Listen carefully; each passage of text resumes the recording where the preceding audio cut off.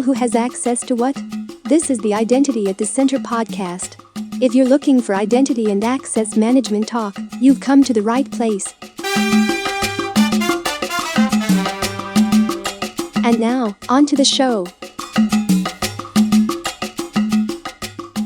Welcome to another episode of the Identity at the Center podcast. I'm Jeff, and that's Jim. Jim McDonald. How are you? In the house. In the house. The official Jim McDonald. Jimmy Mac IAM.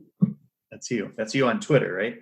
That's my Twitter handle, Jimmy Mac IAM. And, I don't publicize it much because I'm not very active. And half of what I post is about identity and access management. Half of what I post are things about the Yankees, New York Yankees. And I'm a fan of them. So if you're a Boston Red Sox fan, we can just agree to disagree.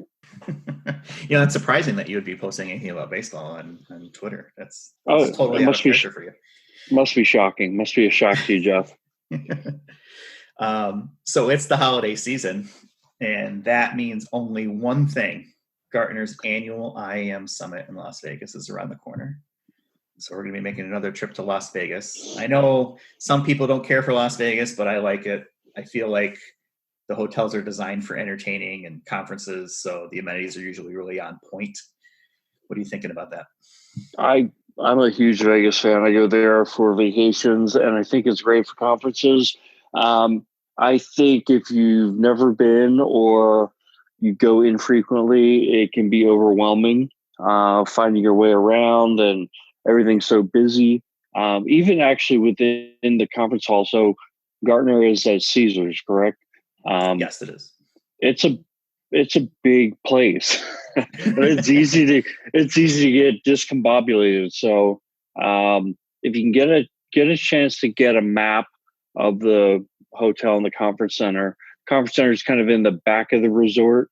But even once you're back there, it's pretty spread out. So my recommendation is to get a map if you've never been there before, or you're just kind of person that uses your GPS to get everywhere. It's not going to help you once you're in Caesars. Yeah, I feel like all the hotels out in Vegas are just designed to trap you inside of them, obviously, and you totally will lose sense of direction because it's not like there's windows or anything like that. So, my suggestion is get in early and make a dry run out to the conference area and kind of figure things out. That's definitely a good idea. If you can get out there and register early, and just like use a dry run, that's the way to go. Yeah. And they usually have pretty good, people who are standing around helping people get to the right spot. And the first time I went to Gartner was several years ago, and it's been the same spot. So I kind of feel like I know the place now really well, having been there for, 5, 6, 7 times now at this point. But it's a good spot, I think. Great food, great entertainment. If you can manage your vices around other things, I think it works out pretty well. Well, that's it. It's definitely any vice can be taken advantage of there or indulged in. So, try to put on your good boy or good girl cap. It's world-class people watching, that's for sure. Definitely. There's nowhere better than I've been for people watching. And there are, in terms of like the economic statuses, you've got people who are on their last nickel, and then you have people who, have endless means. So it's pretty interesting. It's a pretty good spread. So, Jeff, speaking of endless means, I know of somebody who got a new MacBook for an early Christmas present given to themselves. So you get the new MacBook Pro 16-inch, and we need an early review. Okay, so early review. The keyboard has finally been fixed. It is no longer that butterfly, which I didn't have too many problems with it, but at least from a typing perspective. But I did have to have it replaced several times on older models because of, for whatever reason, keys would stop working. I remember we made one trip out to New York for a client, and my B key, B as in boy, stopped working. So I was like running around downtown New York in Manhattan trying to find an Apple store to try to get it fixed. And I went to 2 different Apple stores, and the only thing they could do essentially in that time frame was blow it with compressed air. I was like, okay, what do you think? But Good yeah, the point, new yeah. one, it's a little bit bigger than the old one, than the 15-inch version. Not too much so, but definitely enough where that cases and stuff like that may not fit. So you have to kind of be careful about that. But yeah, the keyboard is probably the headlining feature. It's finally gone back to the older style. And it is a joy to use and definitely a nice machine for sure. Yeah, is it fast? Yeah, it's fast. Of course, man. Come on. Of course, yeah. Well, I'm good just buying your used equipment. I bought your used iPhone XS Max. I mean, it's a pretty big upgrade from my iPhone 6S, and I'm enjoying it, Jeff. So always good doing business with Jeff Stedman. Jeff Stedman Global Enterprises certainly takes care of their customers and their devices. I try to keep them in great shape and original boxes, all that stuff. I feel like it's a lot easier to resell that way. But that's how I fund my perpetual upgrade cycle, is to sell as quickly as I can. Right. Then the cost is only the margin between what you can sell the old one for and what the new one costs.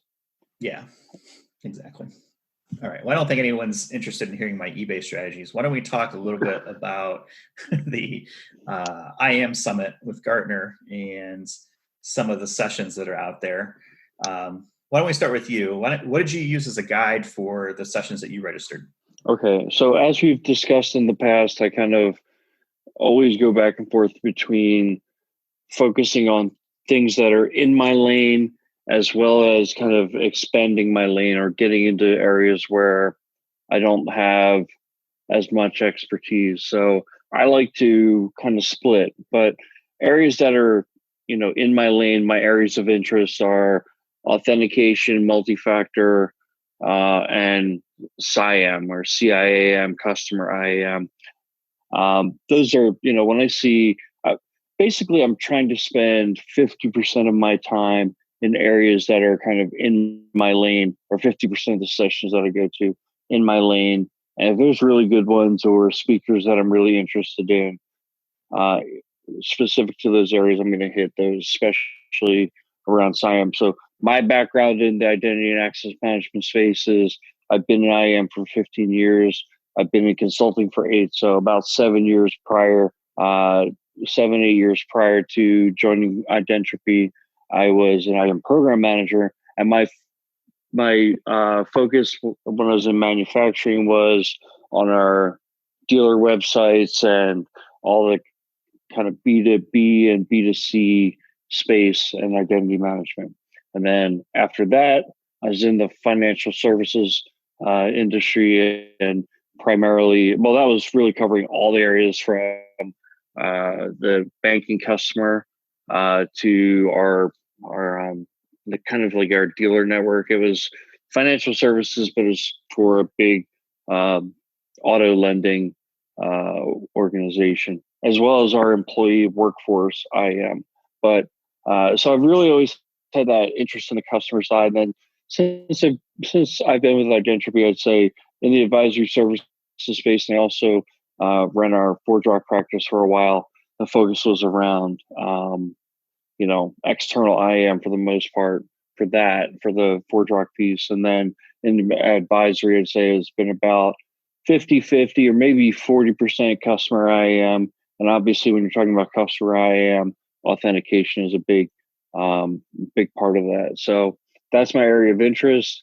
Some of the big topics that I'm really interested in are know your customer. That's really an evolving space around identity proofing and really being able to make sure that who's coming in the door actually is who they say they are. And then this new area of CARTA, CARTA.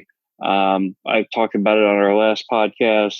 And really that's around adaptive authentication and the idea that you're replacing one-time security gates, the front door, log in one time and you're in the application, with context-aware, adaptive, and programmable security platforms. So the idea would be that, even within session after you've been authenticated, there may be a change in your behavior or new areas that you want to access, and you require either a re-authentication or a step-up authentication. So that's a big area that Gartner is really spending a lot of focus on.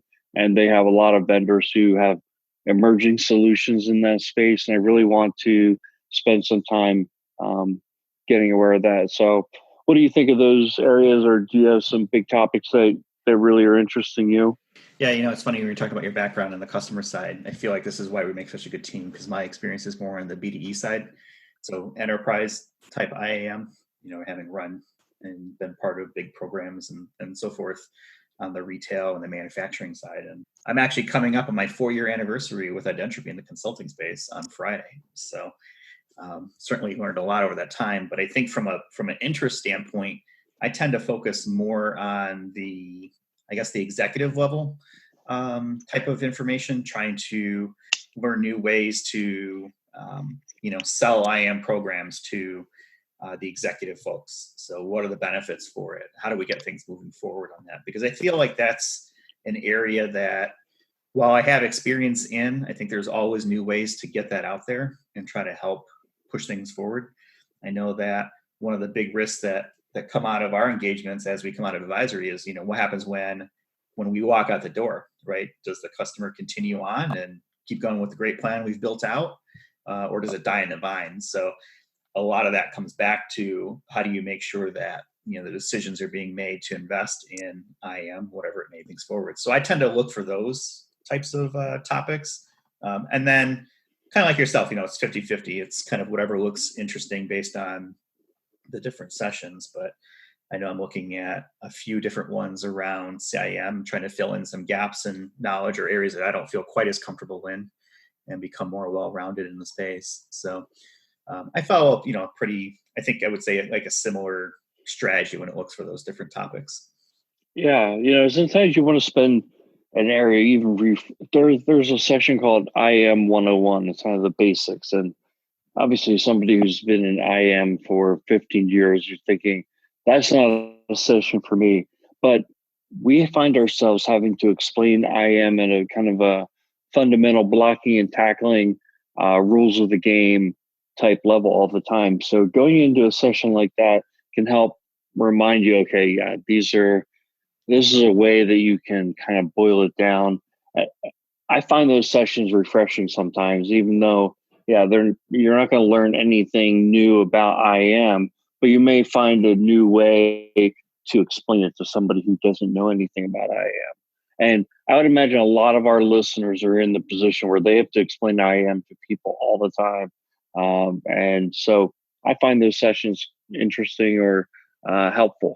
Yeah, I would agree. I think it's something that if you're in the IAM space, right, you kind of become ingrained into it and you kind of start talking, and then all of a sudden a whole bunch of acronyms come out of your mouth. And I think we take for granted sometimes, like, oh yeah, well, we're part of the IAM. Some people may not even know what IAM stands for. So, when you start about IAM, MFA, IGA, SSO, CARTA, right, things like that, people they don't know what that means. So Right. Having those sessions to learn new ways to kind of introduce those topics to folks maybe who aren't as familiar, I think is always a good thing. I think it's also interesting just to hear from some of the people who are attending, right? What are they looking for? What is the information that's out there? So not only is it how the presenter is talking about how to explain it, but what are the questions that, the audience may ask, and getting their perspective on it too. So another thing I'm really interested in are the keynote sessions. So any conference I go to, and what I found is the larger the conference, the more likely the keynotes are to be topics other than the specific focus of the conference. So if you go to a conference with 10, 20,000 people, you might find keynotes on something that is totally things that, you don't think about on a day-to-day basis. But I think Gartner is doing a really good job in terms of making their keynotes kind of, helping to build that 360-degree person. So some of the keynote topics were on culture. Another was be a better communicator, building world-class teams, and then one called automating ourselves, which I'm really interested to see what that is. I don't really even know where that's going to go, but something like culture. I mean, that's huge. Identropy is really focused on building a culture within the company, and I think a lot of our customers don't see it, and we're a small company, so it gives us a lot of ability to build a culture. But I think that's something that can really differentiate an organization, build a workplace that people can get enthusiastic about. And I've always, whenever I've interviewed people and I thought they'd be a good fit for the organization, I talk a lot about our culture and how I think that, it's something of, it's a place of acceptance. It's a place where you could be yourself. And here are the values that we really focus on and things like that. So I'm really interested to see. And I actually went up. It was I think Dr. Stephen Robbins. I went out to YouTube and watched some of his speeches on other topics. He's a really good speaker. So I'm pretty excited about that session. It's one of the opening keynotes. Yeah, one of the ones that is also keynote is the insights from the IGA Magic Quadrant. We did an episode on that a few weeks ago, kind of giving our thoughts on it. But I'm curious to see if there's going to be anything that's kind of between the lines that wasn't mentioned, in the actual report itself, to see what's out there. Right. Curious to see if they're going to address things like the kind of the legacy vendors that have fallen off, or even no longer included from an IGA perspective, companies like Microsoft, and if they're going to talk about if there's anything that's come back to them where they anticipate, Microsoft making a reappearance on the Magic Quadrant for IGA sometime in the future, or if Oracle is going to make a comeback and things like that. I mean, I think it's something you hear a lot about, customers asking, why not Microsoft for IGA? And it's hard to ignore that Microsoft was on the IGA quadrant. They no longer are. Gartner does a good job of explaining that. So, I don't want to dive into it too deep right now. But the question, I think it was last year at Gartner, Microsoft did a presentation where they showed some IGA capabilities that they're building out in the Azure cloud. And I think that it really looked a lot like other IGA vendors, but maybe more at a fundamental level. So we know Microsoft can move very quickly, but IGA is not an easy problem to solve. So I would love to understand more about how far they've gotten, and what Gartner's expectation is in terms of will they get back in the quadrant, in future years. And it may not get covered in a session like that, but maybe we can have some offline conversations with some of their analysts. Yeah, and Microsoft will be there too. So that's part of the conferences, not just sessions, but working through the vendor hall and the booths, and meeting folks that we've probably been having conversations with over the last year or so through demonstrations, et cetera, and putting faces and names, but also getting an opportunity to ask those specific questions. Right. Is a good opportunity for that too. There's another session, or there's another area, which is vendor presentations and customer success stories. So I like to go to all kinds of vendor presentations. So there's an Oracle session. I haven't worked with Oracle in quite a while. Actually, one of our clients not that long ago was on a very old version of Oracle's IAM technologies, but I'm interested to see, how they are presenting their IAM products, and also customer success stories. I love hearing how different people are using technology to make their IAM world better. Obviously, no one's going to bring a customer to present and they're not achieving success. Right. So you're going to hear all the good stuff, but it's great to hear those kind of stories, and that really just fills your experience bag with different things that are being done in the real world. Yeah, you bring up a really interesting thing around the Oracle. I saw that session. I was like, who cares? It's Oracle. It's not going anywhere. But, now you're making me reevaluate that. I was like, yeah, maybe we should figure out, maybe I should look at that, or maybe you can tell me what comes out of that if we divide and conquer. Because I feel like we bash Oracle a lot here, but there's still very popular technology that's out there. And I'm curious to see, what is their current strategy, and what are they marketing and promoting themselves now. So, I'm sure we'll split up at some point, but maybe you can fill us in on what that looks like maybe when we do our recap of the summit in a few weeks. Yeah, that's a great idea. I mean, that was my very first IAM project, was implementing a product called Obelix. Obelix was the vendor. They were bought out by Oracle to become Oracle Access Manager. They're still the architecture is still very similar to I say today, but that client that we were working with that's running Oracle Access Manager, when we went and reviewed their architecture, it's like web gates and the policy server, and it's like, wow, that architecture is like, it's old, it's dated, it's not how modern access management tools are being built out. But just because that's where they were at a point in time doesn't mean that they haven't evolved beyond that. So I'm really interested to see what they're talking about. And then, like I mentioned, so 50% stay in my lane, 50% something new and challenging myself. So one of the things so you and I, we do a lot of stuff when it comes to privileged access management, keys to the kingdom. I really don't think there's much that's more important than managing and securing the keys to the kingdom at least from a security standpoint. That's not really that sexy, right? Most of the time you're not rolling out new features that the enterprise gets to enjoy. It's for the administrative population. And usually they don't even like privileged access management. They like to, have those keys of the kingdom in their pocket and they can pull them out whenever they want. But in terms of securing the enterprise, managing service accounts, managing shared accounts and other administrative accounts, doing privilege session management, privilege session monitoring, and now the whole DevOps space. So that's another area for me. There are maybe 3 or 4 sessions I want to sit through. But one of the cool ones I saw around privileged access management was doing vendor evaluations. So we get involved with a lot of vendor evaluations, and I'm not sure if they're going to talk about a framework, but I'm hoping that it mix kind of a framework with, here current, capabilities that have been around for a decade or more, along with kind of the emerging stuff around DevOps, secrets management, things like that, that is so important with, everything that's moving up to infrastructure and platform as a service. You mean the cloud's not just a fad? I wouldn't put my money on that.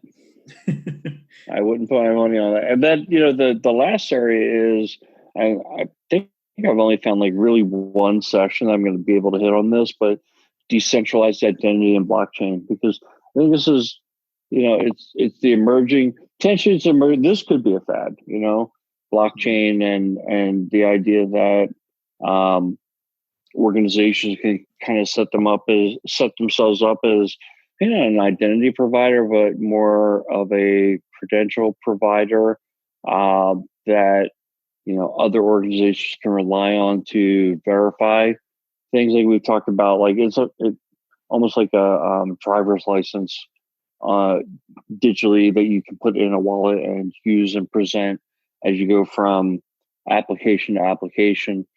I'm still trying to wrap my brain around it, and I want to make sure that I try to stay current and try to, get different perspectives. And, the more we can hear in terms of real world use cases, I think that's, the better consultants will be.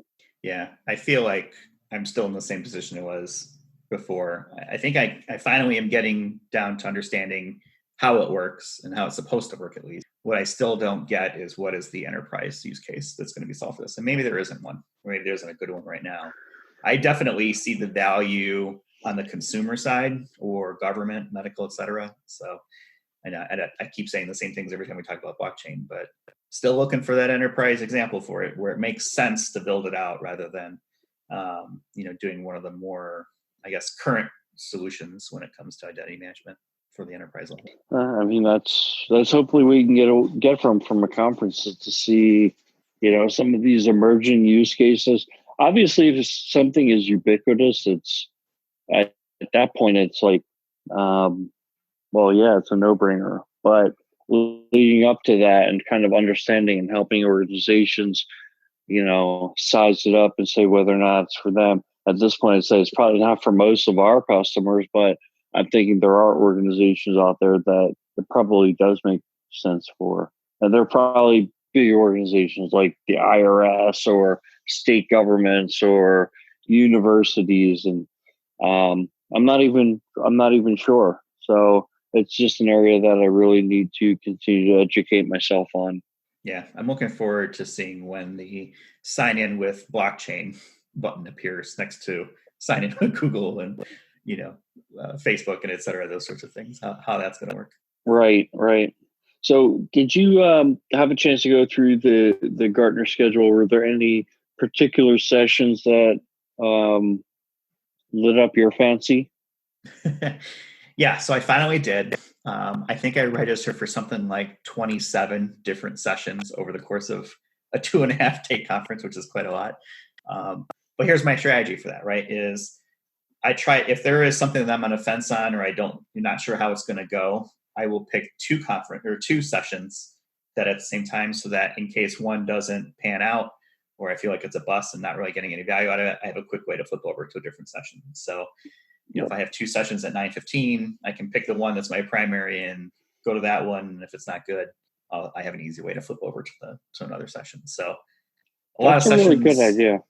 Yeah, I mean, and I think that's something just I've learned over the time, and part of my always wanting to be prepared mindset. So, Well, and then we talked about Caesars, and like sometimes if you're looking at these sessions, you can see what room they're being held in, unless you know the layout. And honestly, I don't even have the layout memorized. You could have a 10-minute jaunt from the back-to-back sessions, and you get stuck in a hallway conversation, you could wind up missing one of your sessions.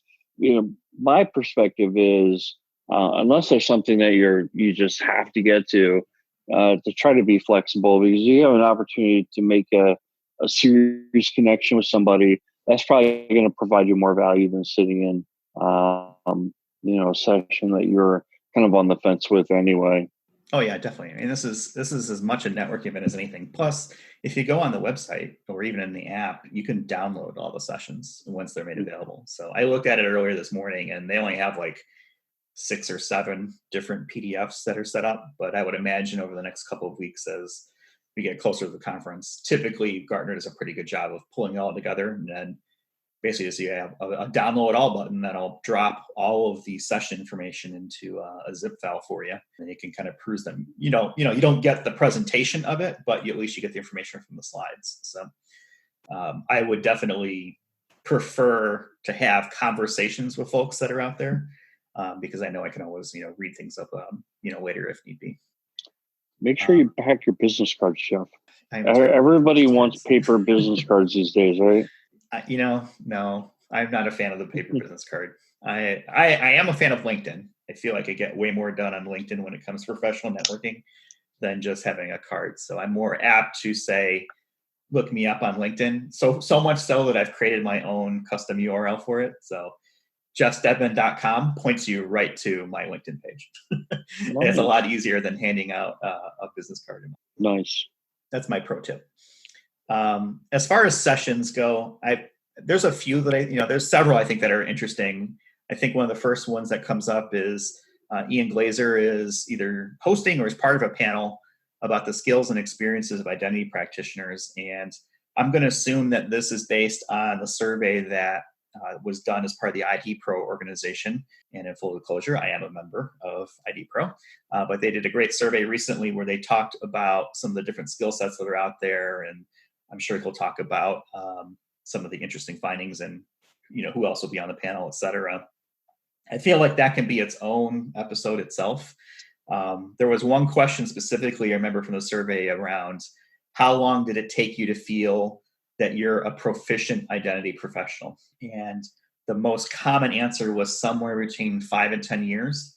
Even that was only about a third of the audience that was polled.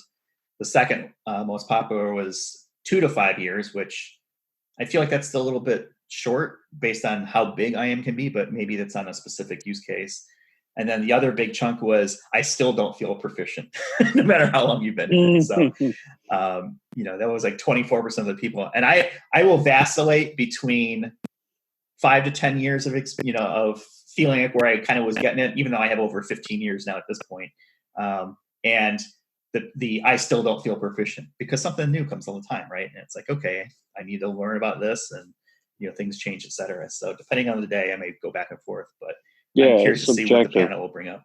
Yeah, totally. There's Yeah, another that's great. session I on, mean, sorry, go ahead.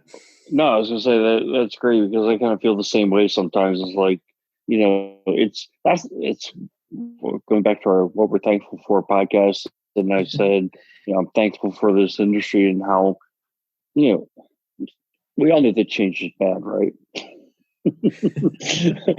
Maybe not, but there's so much change in this industry that it's like we have to work on it all year round just to stay abreast of what's changing. And if in an area like identity governance, yeah, the basics may not be changing overnight or every year, but the new functionality, the new features, the new approaches, incorporating risk, things like that, it's rapidly evolving. Yeah, it's never the same day twice, which is what I've always enjoyed about the IAM space. Even going back to the operation days, it was always something varied.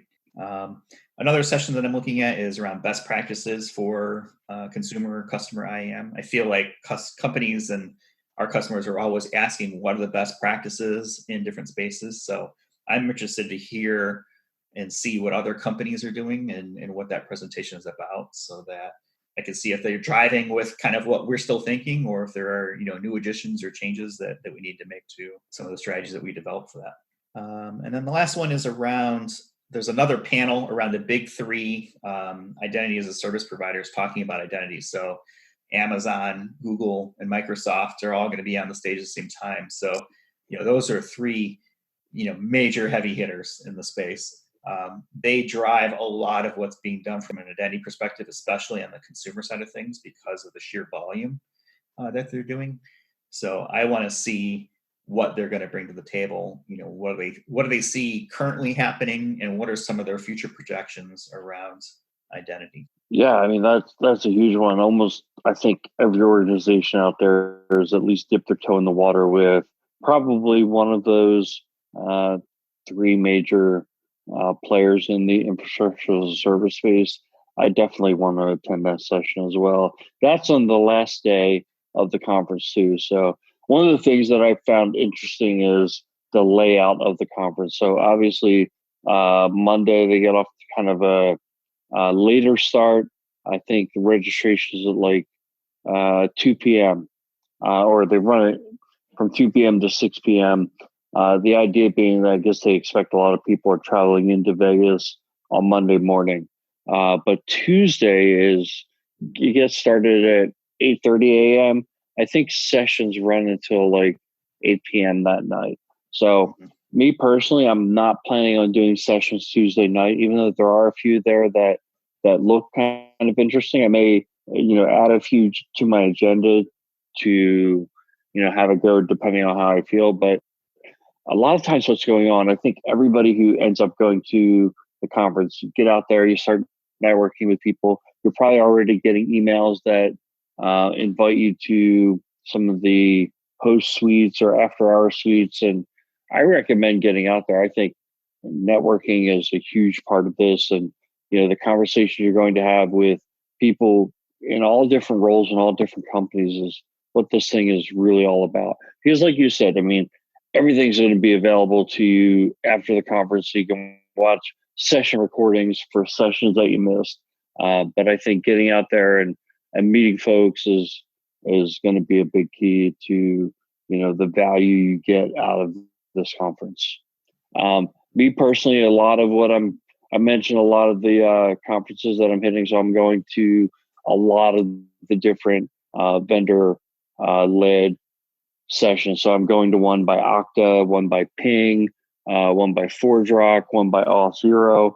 One, I think there was an IBM one that I'm hitting. So there's a Omada session, there's a SailPoint session. So I'm doing a lot of the vendor led ones. And what you'll find in the vendor led ones is usually they're not just, going through here's all the things our products do. It's either a customer success story, or they're taking a topic and kind of, maybe the topic would be something like Carta, or it would be OpenID Connect, and they'll they'll teach on that topic. So you have a chance to learn something that is at a level above specific vendors, but then they'll tell you how it works in their product, or how you can use their product to enable something like OpenID Connect, or they'll have a customer success story. So I think the one that I was going to hit by Omada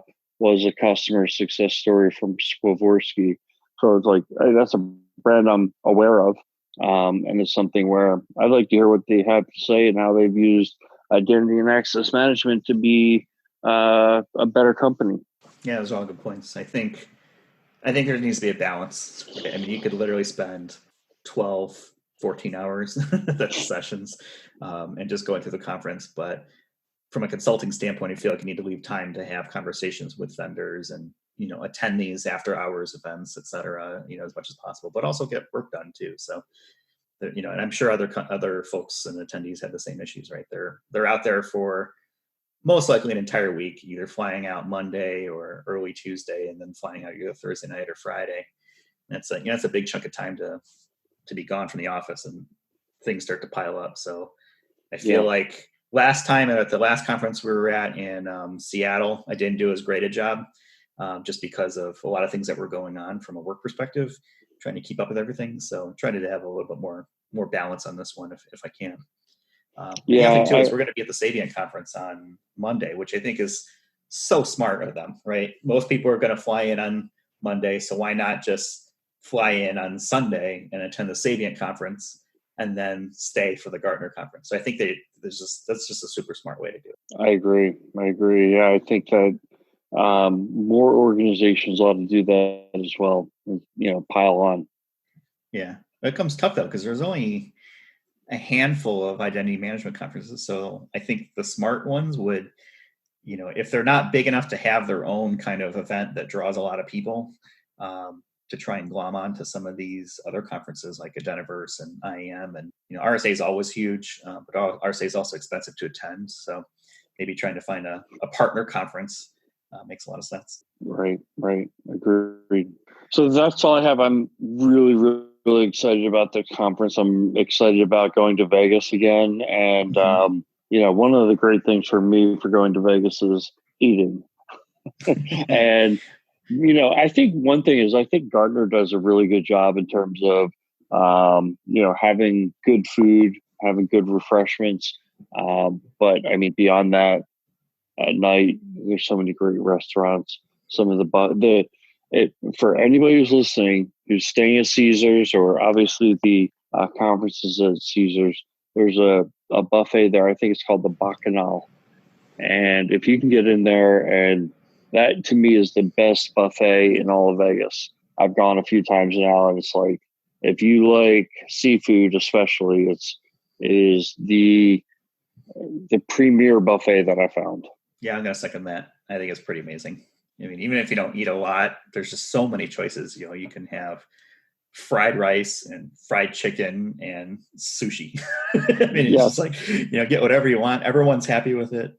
But yeah, I'm looking forward to that. I think that's another point too is, if you like to eat, a lot of these, vendor events are typically at pretty good spots. So you can get yourself a nice meal.